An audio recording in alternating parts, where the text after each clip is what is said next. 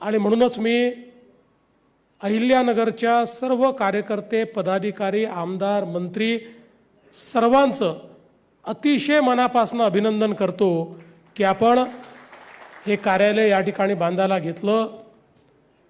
बावनकुळे साहेबांनी 2 वर्ष दिली आहेत, रवी चव्हाणांनी 18 महिने दिली आहेत, विखे पाटील साहेब म्हणतात 1 वर्षामध्ये आम्ही पूर्ण करू। खरं म्हणजे आज आपल्याला कल्पना आहे की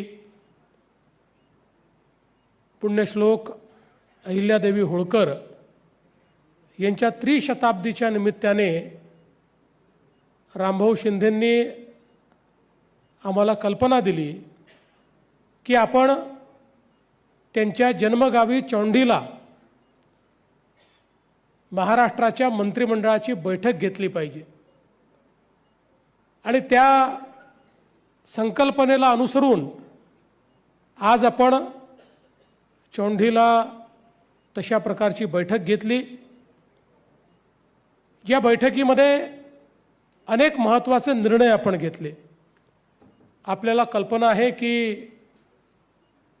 या देशामध्ये मोगलांच्या आणि परकीय आक्रमकांच्या आक्रमणामुळे आमचा देव, देश आणि धर्म हा नष्ट व्हायला लागला होता।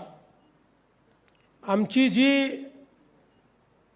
प्रेरणास्थळं आहेत, आमची जी तीर्थस्थळं आहेत, त्याचा विनाश करण्याचं काम हे परकीय आक्रांत्यांनी केलं होतं आणि त्यावेळी पुण्यश्लोक अहिल्यादेवींनी संपूर्ण भारतामध्ये आपल्या मंदिरांना, आपल्या धार्मिक संस्थांना मदत केली, त्याची पुनर्बांधणी केली आणि आपला धर्म आणि आपली संस्कृती पुन्हा जिवंत करण्याचं काम हे अहिल्यादेवींनी या देशामध्ये केलं आणि म्हणूनच त्यांचे जे उपकार आहेत ते आपण कधीच विसरू शकत नाही।